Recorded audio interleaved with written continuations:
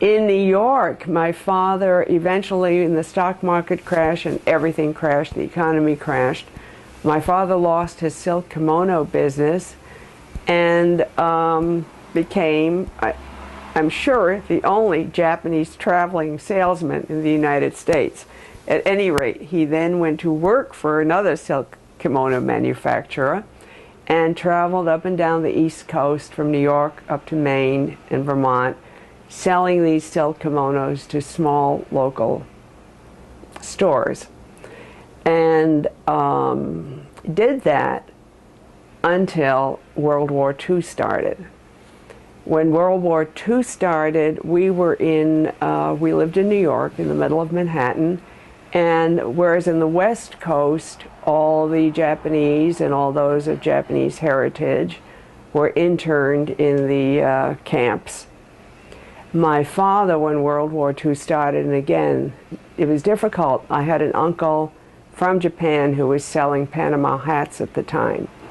And we were visiting him. He lived a little further northern part of Manhattan.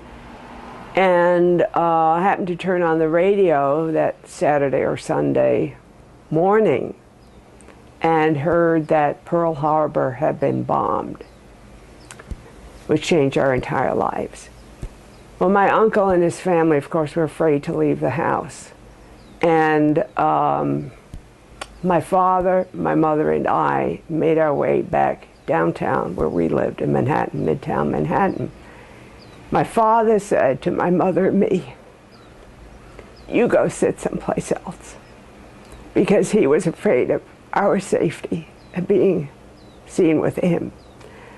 So at any rate, we made our way back home, and the next day my mother went out and bought provisions for my uncle and his family, and bought food and whatever they needed up to them. But that night, when I woke up in the morning, my father was gone. And my mother said that in the middle of the night, 3 FBI agents had come and taken him away to Ellis Island with all the other Japanese in New York. And so there he was. He was held in Ellis Island for approximately 6 months, and then was allowed to come home, but was unable to leave New York City. So he was kept in New York City, or had to stay in New York City until approximately 6 months after the end of World War II. Well, obviously he couldn't be a traveling salesman anymore.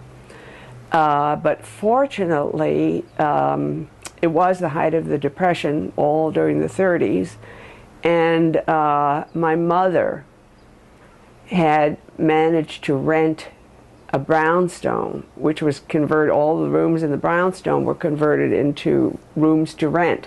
So we had a rooming house in Midtown Manhattan. And my mother and my father made their livings there. Fortunately, as I say, they had this, and they had rented it in the 30s. So they were able to survive during World War II by renting out the rooms in this rooming house. And then, about a year or two, when Japan started to gradually reconstruct toward 1948, 47, 48, 49, and the very first manufacturers who were trying to rebuild their factories in Japan started to come to the United States. My father, of course, was one of the oldest, both oldest in terms of having lived in the United States since 1905 or 1907, and also chronologically one of the oldest Japanese in New York. And so when this very first tiny group of men who had the factories, which had been destroyed, and now they were slowly rebuilding, came to the United States, as he was known as having lived here for so long and being in good command of English and having business experience, he received a call out of the blue one day from a Japanese travel agent saying, there's a manufacturer here, speaks no English, and needs someone to guide him around and kind of explain what's going on and interpret it for him and so on and so forth. So my father in his 60s started an entire new career. And as these various factory owners came over to the United States and needed to buy whatever supplies they needed for their sewing machine factory or their whatever factory it was, my father would travel with them all over the United States, kind of explaining American ways of doing business and interpreting for them. And that became a wonderful second career, which he enjoyed immensely, because they would stay at all the best hotels and stay in all the suites, and then he'd be invited to Japan and they'd take him all over. And so he really had a great time after World War II, just moving in these kinds of circles. And I think the only regret I had at that time was that I was a real fan of Toshiro Mifune, who had starred in Seven Samurai and many other samurai pictures.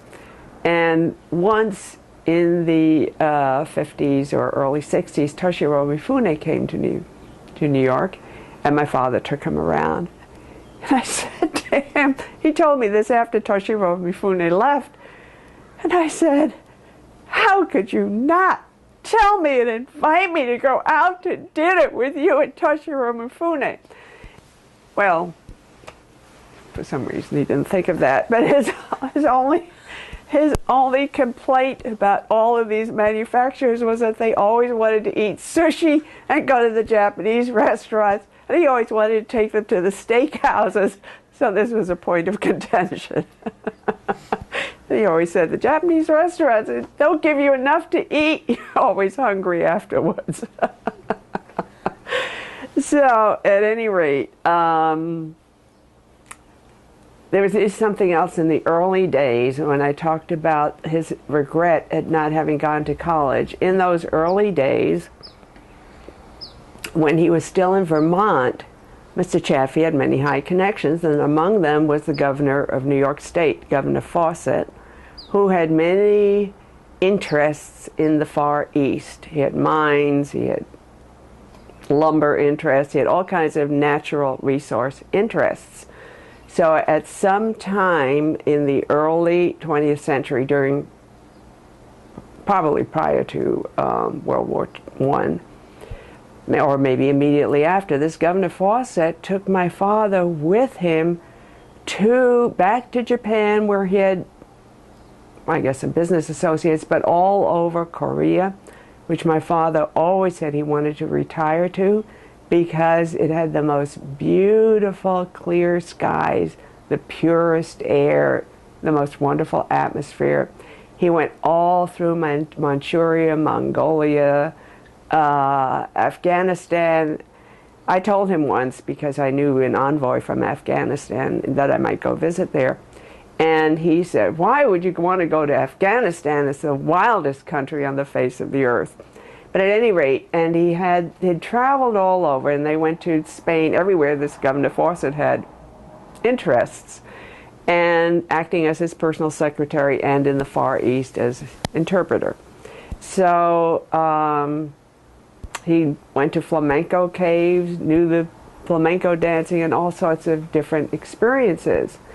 And one of which was that he bought a camel's hair blanket in Mongolia, and it was a story that I heard over and over again, this wonderful camel's hair blanket, and he had paid so much for it, $150 or something back in 1910 for a camel's hair blanket in Mongolia.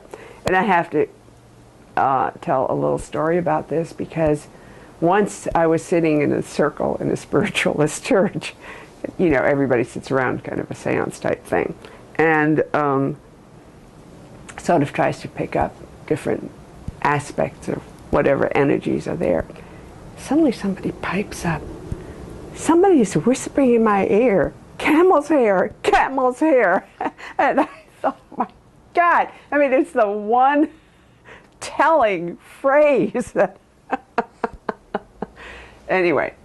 So my father had a wonderful, wonderful life, And during his traveling salesman days, he made loads of friends all through New England. And when I was a child, during the summer, he would take my mother and me, when school was out, on all these wonderful places, and all his friends that he had stopped in and that he knew.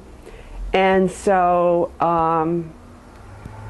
and he was the one who knew all the history and he had a great memory. So whenever he got together with all the other old Japanese, he could remember things that had happened in Japan, things that had happened early in New York. And eventually, when he was almost 85, I got a call from one of his friends. He lived in an apartment in the middle of Manhattan, a small apartment building, and in which there was a whole bunch of old Japanese. So they all got together and talked and had a great little community in that little apartment house, that he had died. And I went down there, and he just got up one morning and went for a drink of water and stumbled and went back to bed and died about an hour later. And which I thought was just a wonderful way, when you were about 85, to go.